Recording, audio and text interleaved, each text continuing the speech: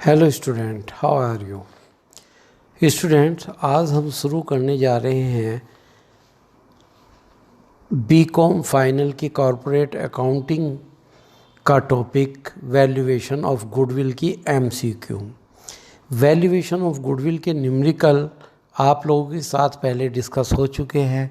इसके साथ साथ इसकी थ्योरी भी पहले कुछ टॉपिक में पहले हमने करा दी है। तो आइए थ्योरी और न्यूमेरिकल के बाद इसकी एमसीक्यू जी, क्योंकि जैसा कि आप सभी स्टूडेंट्स को पता ही है कि टिक मार्क का क्वेश्चन पेपर आएगा और इसमें हर क्वेश्चन के 4 आंसर आपके सामने होंगे और हर आंसर का एक सही जवाब होगा जिस पे आपको टिक करना होगा। और आपको पेपर के पॉइंट ऑफ व्यू से ये आपको जानकारी है कि इसमें निगेटिव मार्किंग नहीं है, इसीलिए अपने बेस्ट आंसर पर ही आप निशान लगाएंगे। और जहाँ पर एक बार आपने जिस आंसर के संबंध में टिक कर दिया, गोला कर दिया, तो उस पर दोबारा कट नहीं करेंगे, अन्यथा वो उसके बाद उसका कोई भी मूल्यांकन नहीं किया जा सकता। तो आइए स्टूडेंट शुरू करते हैं। और शुरू करने से पहले हर बार की तरह मैं अपने सभी स्टूडेंट से एक बार फिर यह निवेदन करूंगा कि सभी स्टूडेंट घर पर बैठकर पढ़ाई करें, घर से बाहर बेवजह मत निकलें, अति आवश्यक कार्य होने पर ही बाहर जाएं और घर पर रहकर ही कार्य करें। क्योंकि आप जैसा समझ रहे हैं, जान रहे हैं कि कोविड-19 जैसी महामारी हमारे देश में फैली हुई है। इससे बचाव का तरीका सबसे अच्छा यही है कि हम अधिक से अधिक सामाजिक दूरी बना के रखें और लोगों को जागरूक करें। तो स्टूडेंट्स, आइए हम स्टार्ट करते हैं आज का टॉपिक वैल्यूएशन ऑफ गुडविल। तो यहाँ पर एक फर्स्ट क्वेश्चन आपके सामने, the valuation of goodwill is essential. ख्याति का मूल्यांकन परम आवश्यक है। In which condition? Number first, at the time of issue of share, at the time of sale of company, at the time of forfeiture of share, none of these. तो specially देखा जाए तो इन 4 आंसरों में से इसका सबसे बेहतर और सबसे ज़्यादा महत्वपूर्ण और सबसे प्रभावशाली आंसर है at the time of the sale of company. तो इस आंसर पर ही आपको जाना होगा। Second, in goodwill is a, ख्याति है, current asset, intangible assets, tangible assets, none of above these. चालू संपत्ति, चल संपत्ति, अमूर्त संपत्ति, मूर्त संपत्ति, तीनों में से कोई नहीं। तो students, you know very well that goodwill is a intangible assets, क्योंकि यह दिखाई नहीं देती, एक कार्य को, एक व्यवसाय की उन्नति के द्वारा ही इसको मापा जाता है। Next question is, the profit made on acquisition of business is credit to PL account, PL appropriation account, capital reserve account and goodwill account. व्यापार के अधिग्रहण पर होने वाले लाभ को क्रेडिट किया जाता है लाभ हानि खाते में, लाभ हानि समायोजन खाते में, पूंजी संचय खाते में और ख्याति खाते में। तो इसका आंसर है लाभ हानि नियोजन खाते में, लाभ हानि, और इसमें कैपिटल रिजर्व अकाउंट। तो इसका आंसर है कैपिटल रिजर्व अकाउंट, यानी कि आंसर इज सी।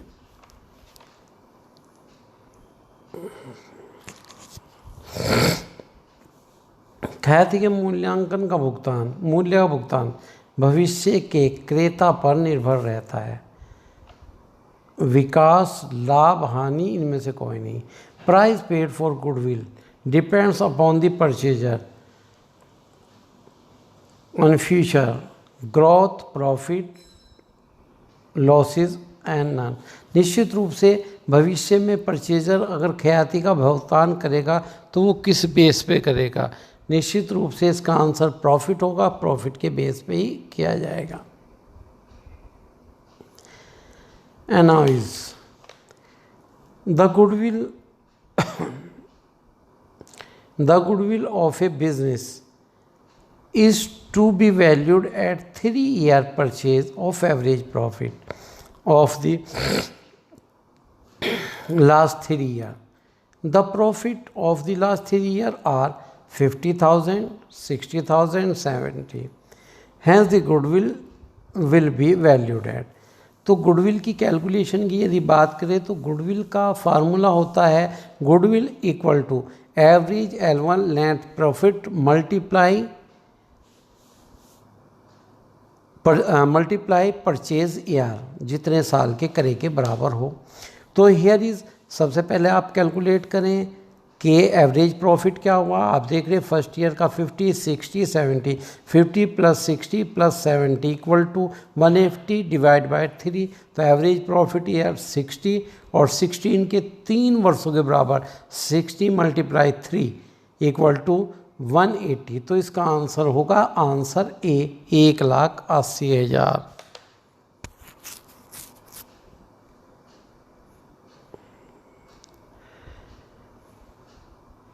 नेक्स्ट, किसके आधार पर ख्याति का मूल्यांकन किया जा सकता है? वास्तविक लाभ, अधिलाभ, दोनों, इनमें से कोई नहीं। Goodwill may be valued on the basis of actual profit, super profit, both A and B, none of these. तो ध्यान रखिए कि गुडविल जो कैलकुलेट की जाती है on the basis of super profit. And what is the meaning of super profit? Super profit equal to total average actual profit minus normal profit. The difference between normal and actual profit equal to super profit. तो इसी super profit के base पर goodwill calculate की जाती है।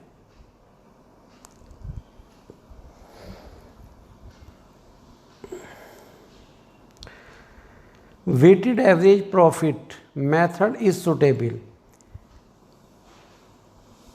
भारित औसत लाभ विधि उपयुक्त होती है बढ़ते लाभों में, घटते लाभों में, लाभों में स्थिरता और लाभों में अस्थिरता। तो निश्चित रूप से लाभों में बढ़ते क्रम में यह ज़्यादा उचित रहती है। Next question, valuation of goodwill is A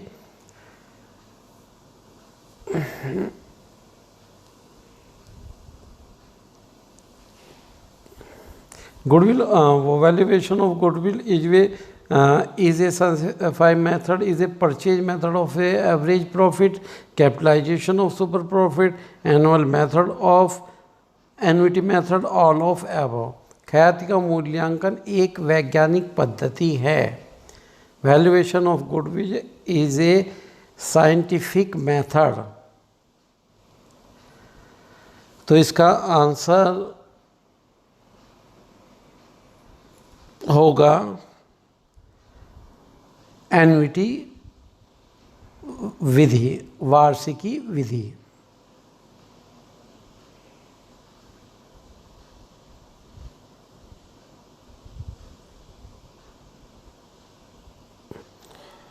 And now is next, though goodwill is a goodwill is a valuable, less valuable, more valuable, none of the। तो लेस वैल्यूबल, कुत्ता ख्याति जो होती है वो कम मूल्यवान मानी जाती है। निम्नलिखित में से किसी विनियोजित पूंजी में सम्मिलित नहीं किया जाता।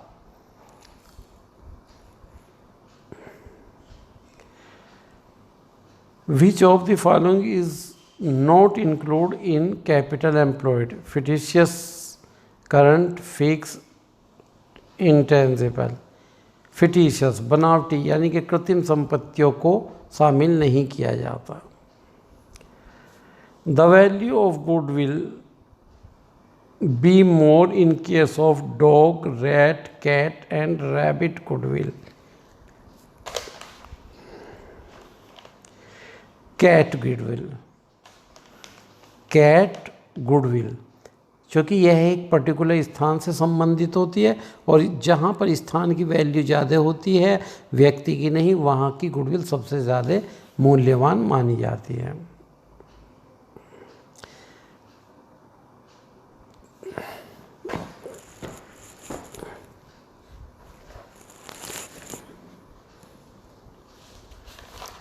And next is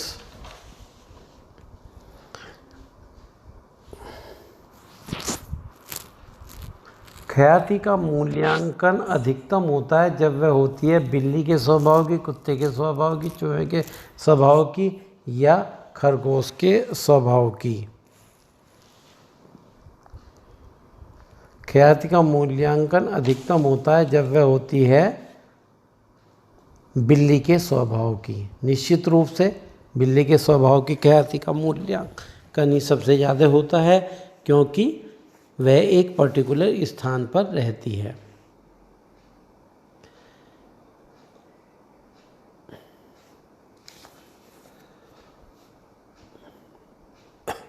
सामान्य लाभ की गणना का जो सूत्र है वो average capital employed multiply rate of return upon 100 है।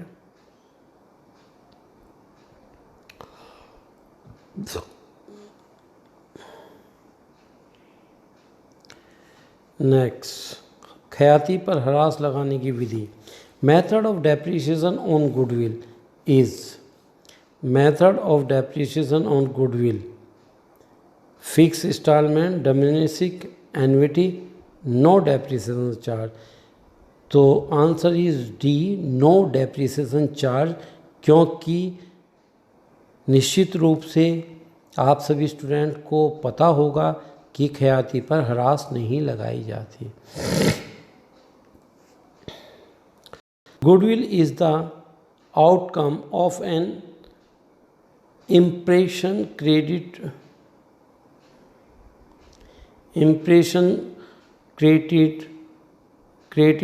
in the mind of each customer, creditor, both A and B, none of the। तो in the mind of customer के दिमाग में ख्याति का जन्म प्रत्येक के मन में प्रभाव के कारण होता है ग्राहक।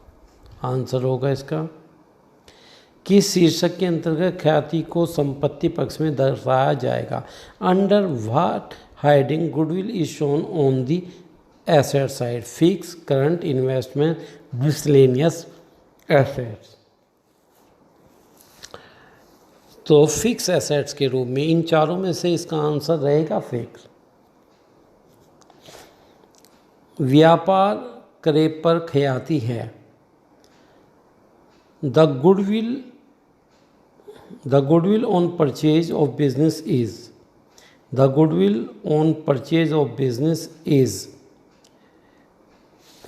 Purchase consideration minus net assets. यदि परचेज कंसिडरेशन ज़्यादा होगा और एसेट्स कम तो डिफरेंस जो है गुडविल माना जाएगा।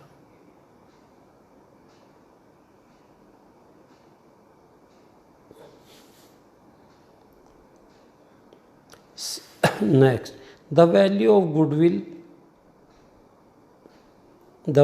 goodwill as per simple average profit method। actual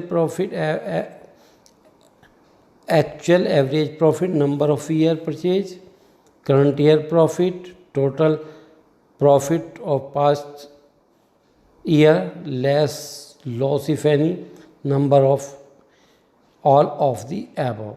तो आंसर इसका निश्चित रूप से ए होगा क्योंकि average actual profit multiply number of year. Average actual profit का ही मतलब कुछ वर्षों के औसत लाभ के आधार पर माना जाता है। Formula of simple average profit is total profit of past year less loss if any, number of year is a answer। 20, यदि वार्षिकी का वर्तमान मूल्य 1 से कम है तो अधिलाभ की वार्षिक पद्धतिनाक हयाती की राशि निम्न प्रकार ज्ञात की जाएगी। यदि 1 रुपये से कम है तो super profit divide by NVT, present value of NVT. निश्चित रूप से इसका आंसर फर्स्ट का ए होगा, और यदि 1 रुपये से ज़्यादा है तो मल्टीप्लाई होगा, सुपर प्रॉफिट और एनवीटी वैल्यू की मल्टीप्लाई होगी। नेक्स्ट क्वेश्चन, यदि वार्षिक वर्तमान मूल्य 1 से अधिक हो तो अधिलाभ की वार्षिक पद्धति के अनुसार ख्याति की कौन सी राशि होगी? तो सुपर प्रॉफिट गुना एनवीटी का वर्तमान मूल्य। यहाँ पर निश्चित रूप से मल्टीप्लाई होगा। ध्यान रखिए स्टूडेंट, यदि एनवीटी वैल्यू 1 रुपये से कम है तो डिवाइड होगा, 1 से ज़्यादा है तो मल्टीप्लाई होगा। ये आप याद रखें सभी।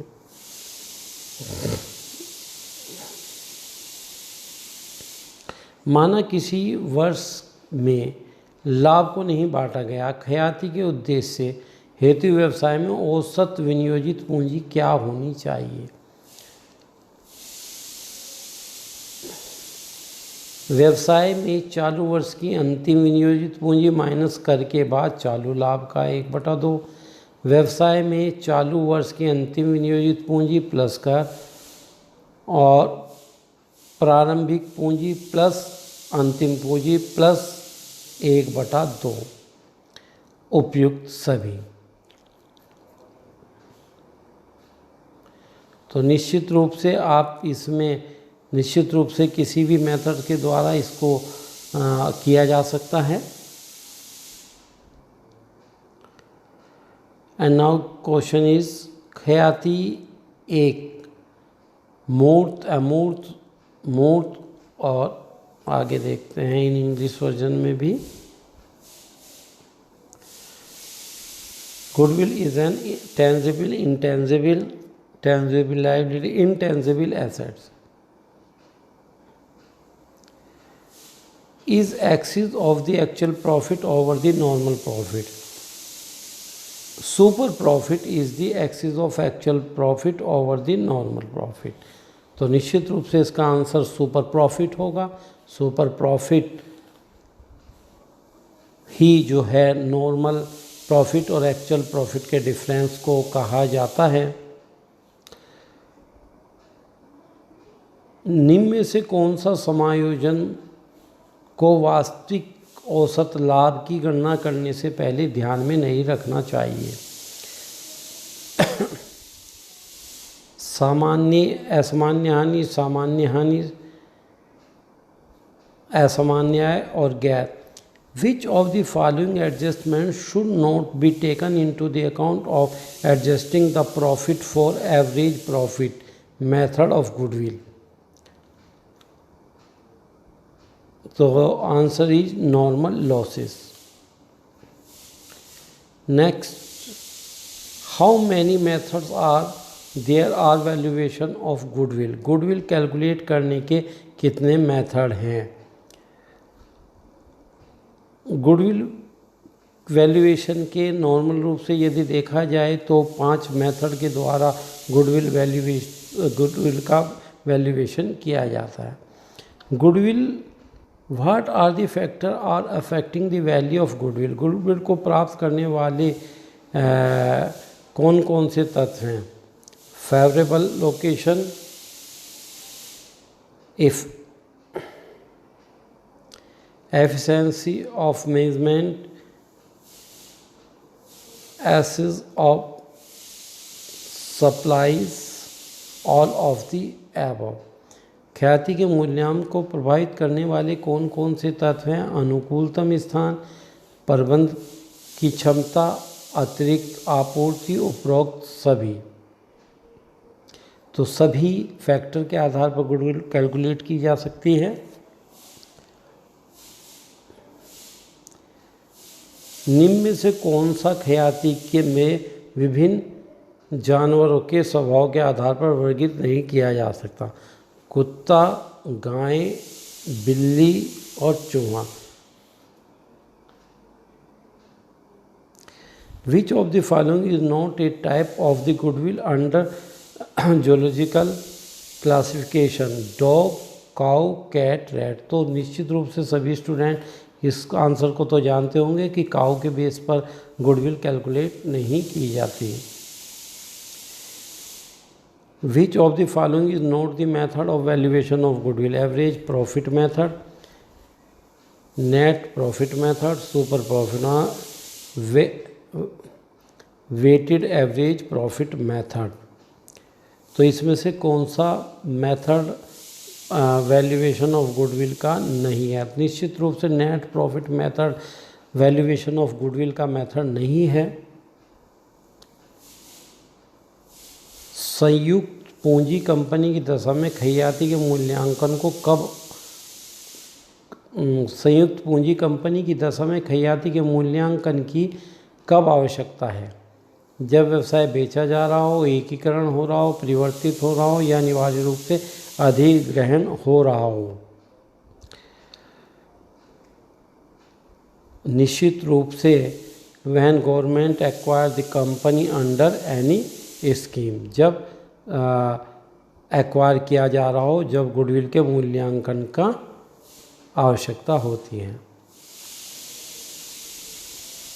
Goodwill is to be valued when amalgamation takes place, one company takes over another company, a partner is admitted, all of the above। all of the above हर दशा में गुडविल कैलकुलेशन की ज़रूरत पड़ेगी। एंड लास्ट इज प्राप्त करने के लिए ख्याति को भुगतान किया जाता है। भावी लाभ, वर्तमान लाभ, पिछला लाभ, उपरोक्त में से कोई नहीं। भावी लाभ प्राप्त करने के लिए ख्याति का भुगतान किया जाता है। निश्चित रूप से हमें फ्यूचर में जो अधिक लाभ होने वाला है उसके लिए हम गुडविल का पेमेंट देंगे। तो स्टूडेंट, आज आपके सामने हमने जो टॉपिक डिस्कस किया, ये वैल्यूएशन ऑफ गुडविल से रिलेटेड हमने इस टॉपिक के कुछ क्वेश्चन कराए हैं। आगे इस टॉपिक के 50% क्वेश्चन आज मैंने इसके करा दिए। 50% क्वेश्चन अब अगली वीडियो के मैं आपके साथ शेयर करूंगा। तो स्टूडेंट, आप सभी निश्चित रूप से तैयारी करते रहिए और निश्चित रूप से रेगुलर बेसिस पे तैयारी कीजिए। Okay, thank you.